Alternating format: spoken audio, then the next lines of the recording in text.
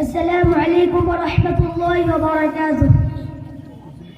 الحمد لله رب العالمين والعاقبة للمتقين. أما بعد، أعوذ بالله من الشيطان الرجيم. بسم الله الرحمن الرحيم. إن الله لا يحب كل مختال فخور.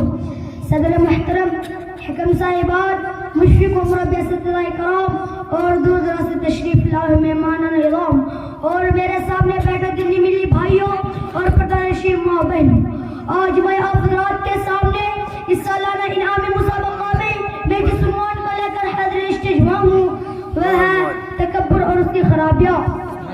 میرے دینی بھائی، تکبر اور گھمنڈ اور چیز ہے جس سے اس زمین پر شیطان ابتدائی ہوئی۔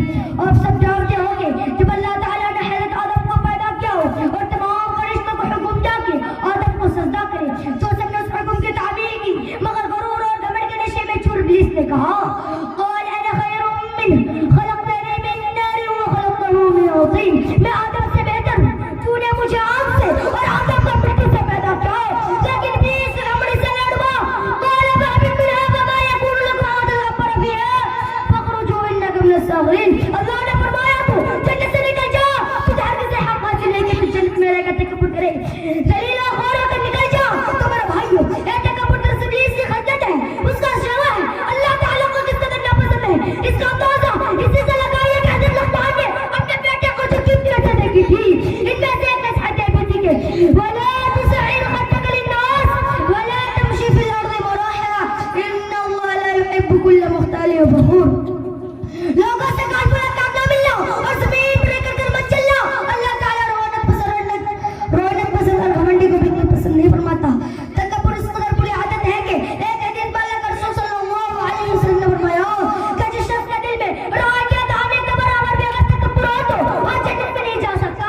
اس لیے تکبر کے مقابلے میں ہمارا شریعت نے بہت زور دیا ہے کہ انسان آپ کو حقیر جانے، کمتر سمجھے۔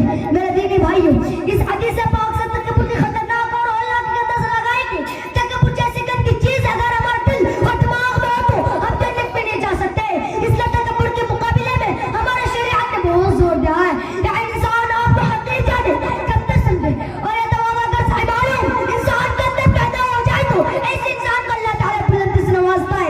ایک حدیث میں اللہ کا رسول صلی اللہ علیہ وسلم نے فرمایا ما تواضع للہ رفعہ اللہ، جو اللہ کے لیے تو نے اختیار کرتا ہو اللہ تعالیٰ اسے بلندی دیتا ہے۔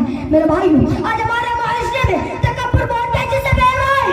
کسی کو اپنے دل کا گھمنڈ ہے تو کسی کو اپنے حسن پر ناز ہے، کسی کو اپنے علم کا غرور ہے تو کوئی اپنے تقویٰ اور دینداری پر فریبتا ہے۔ مگر یاد رکھیے، کسی بات پر گھمنڈ یا غرور جتانے سے پہلے اتنا ضرور سوچ لیجیے کہ اللہ تعالیٰ کو سب کا پسند ہے۔